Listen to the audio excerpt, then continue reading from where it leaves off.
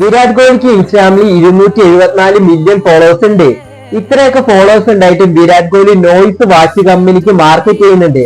അതേപോലെ നമ്മുടെ ഹാർദിക് പാണ്ഡ്യ ബോട്ട് കമ്പനിക്ക് വേണ്ടി മാർക്കറ്റ് ചെയ്യുന്നുണ്ട്.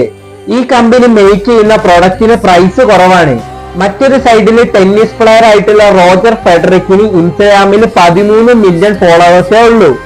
പക്ഷെ അദ്ദേഹം റോളക്സ് കമ്പനിക്ക് വേണ്ടി മാർക്കറ്റ് ചെയ്യുന്നുണ്ട്. ഇതിന് കാരണം എന്താണെന്ന് അറിയോ?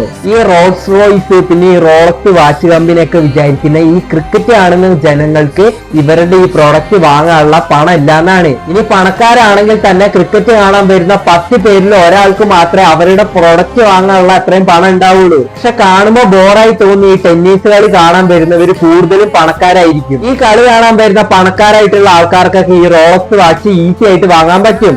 റോളക്സ് കമ്പനീന്റെ മൈൻഡ് സെറ്റ് ഭയങ്കര സിമ്പിൾ ആണ്. നമ്മൾ എല്ലാവരുടെയും മുന്നിൽ പോയി നിൽക്കേണ്ട ആവശ്യമില്ല. നമ്മുടെ പ്രൊഡക്റ്റ് വാങ്ങാൻ ആരുടെ കയ്യിലാണോ പണം ഉള്ളത് അവരുടെ മുന്നിൽ മാത്രം പോയി നിന്നാൽ മതി. നമ്മൾ ജീവിക്കുന്ന ഈ സൊസൈറ്റിയിൽ ഇങ്ങനെ ഒരു മാർക്കറ്റിംഗ് സ്ട്രാറ്റജി ഉണ്ട്.